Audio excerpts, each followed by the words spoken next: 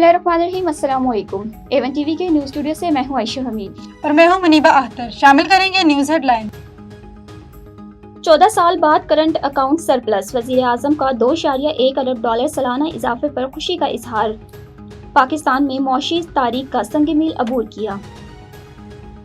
हंगू में खारिज के खिलाफ टारगेट ऑपरेशन, 9 खारजी हलाक, खारिज ने पुलिस गाड़ियों पर लांचर्स मारे गए।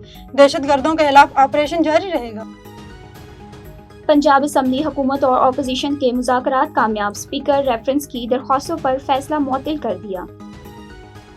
वज़ीर आला पंजाब का बारिशों से मुतासिर चकवाल का दौरा, मरियम नवाज की मुतासरीन के नुकसानात के अजाले की हिदायत। वज़ीर आला का बारिशों से जहाँ बहक अफराद के वर्षों को 10-10 लाख देने का ऐलान।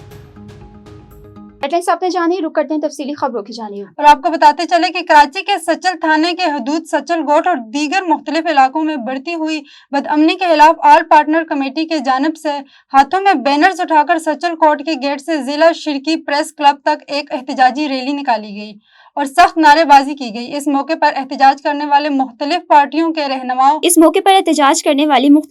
रहनुमा अली रजा गबोल, अली नवाज गबोल, आफ्ताब गोपानंग, सितार दाहिरी, खलीक हेकड़ो, वाहिद मगरी, अमीर तानियों और दीगर ने सहाफ़ियों से बात करते हुए कहा कि सचल थाने की हदूद के मुख्तलिफ इलाकों जिनमें सचल गोट, बिलावल शाह नूरानी, गाजी कोट, मारवेड़ा समेत दीगर इलाके शामिल हैं, इनमें रोज़ बरोज़ बदअमनी बढ़ती जा रही है। कोई भी शहरी कहीं भी महफूज नहीं है। हर रोज़ मुतादिद चोरी और डकैती की वारदातें हो रही हैं, लेकिन पुलिस जराइम पर काबू पाने में नाकाम है। उन्होंने बताया कि चंद दिन कबल एक एहतजाजी कैंप पर SHO सचल आया था और अमन अमान बहाल करने की यकीन दहानी कराई थी, लेकिन वो मुकम्मल तौर पर अमन बहाल करने में नाकाम रहा है। उन्होंने पुलिस हुकाम से नोटिस देने का मुतालबा किया। एवन टीवी के न्यूज़ स्टूडियो से फिलहाल इतना ही। मज़ीद किसी भी खबर से बाखबर रहने के लिए देखते रहिए एवन टीवी।